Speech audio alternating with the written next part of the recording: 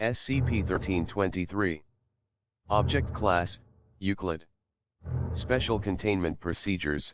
Baseline containment of access points to SCP-1323 consists of passive monitoring of nearby communities in order to identify solicitations for contributions to SCP-1323's contests. Solicitations typically appear approximately 7 to 10 weeks prior to each access point's activation in the form of large parchment or vellum notices glued onto the sides of various buildings. Once a solicitation has been identified, D-Class with relevant skills are to be selected and provided appropriate materials to create an entry for each competition. Entries are to be delivered to the access point immediately once they have been completed, and no later than 10 days prior to the activation of the access point. Active containment is only necessary once an access point activates, and consists of erecting security checkpoints immediately outside the access point under the guise of anti-terrorism security measures.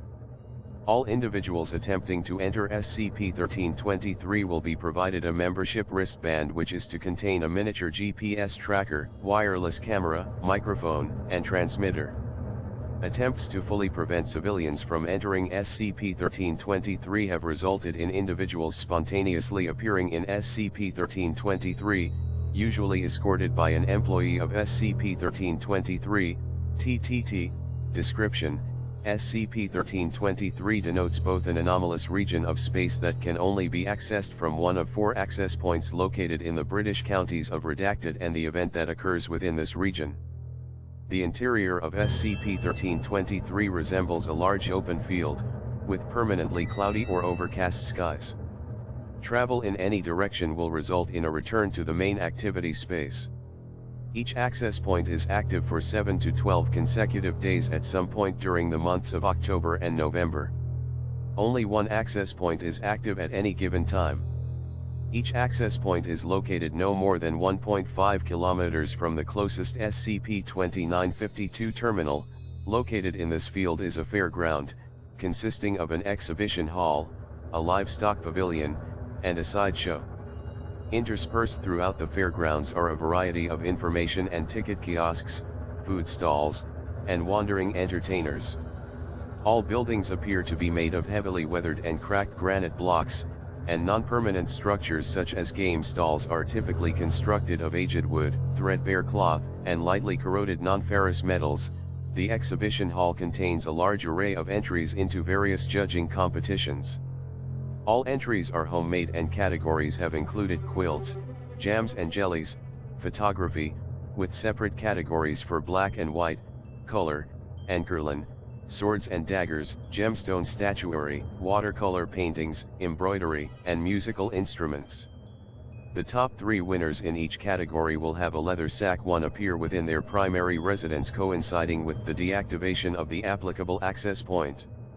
Each sack contains 13 coins composed of a pure metal, weighing 1 pound, 0.4536 kilograms, each, with the first place winner receiving gold coins, the second place winner receiving silver coins, and the third place winner receiving copper coins.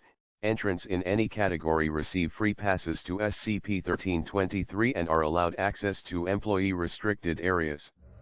Surveillance recorded from D-Class personnel reveal that this restricted area appears to be underground, with earthen walls and ceilings. Although entrants are generally confined to large rooms, D-Class have previously been able to access other areas, which appear to be a complex system of passageways whose layout is topologically inconsistent. Fairground employees can occasionally be seen moving through these passages, although they will uniformly escort non-employees back to the original chamber if seen. The livestock pavilion is separated into quarters, each containing a different category of animal.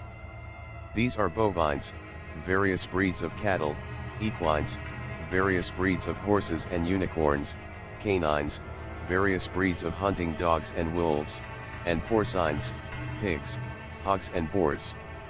In addition to the judged competitions for best example of each animal category, there are irregular exhibition demonstrations involving the animals, such as trick riding, obstacle courses, and death matches. The sideshow consists of a variety of games, rides, and attractions.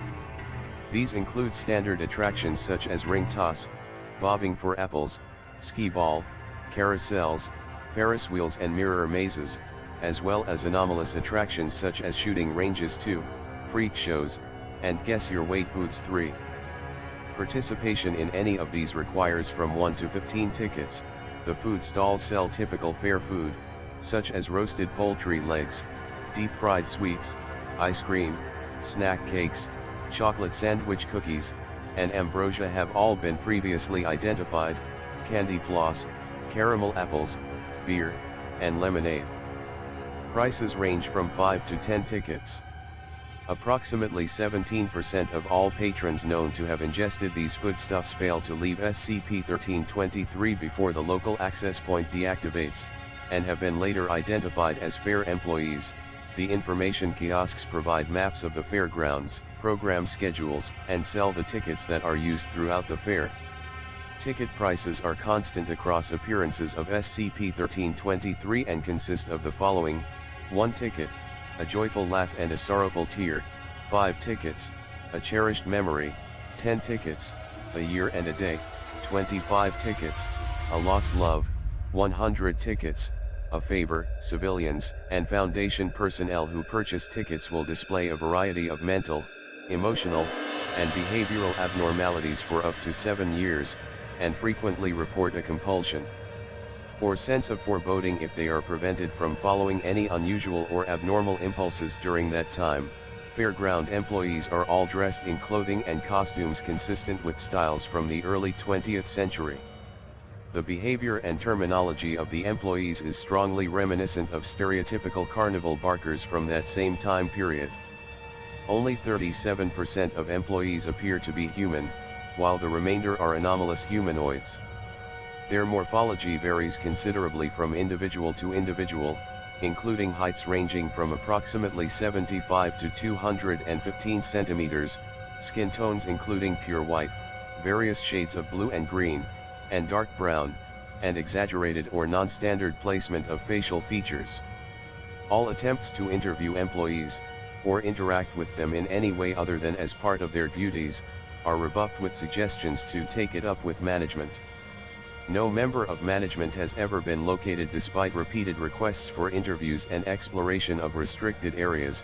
Any aggressive actions taken towards the employees, other patrons, fairground structures, or contest entries result in the rapid appearance of large, muscular entities who eject the offending individual from the active access point.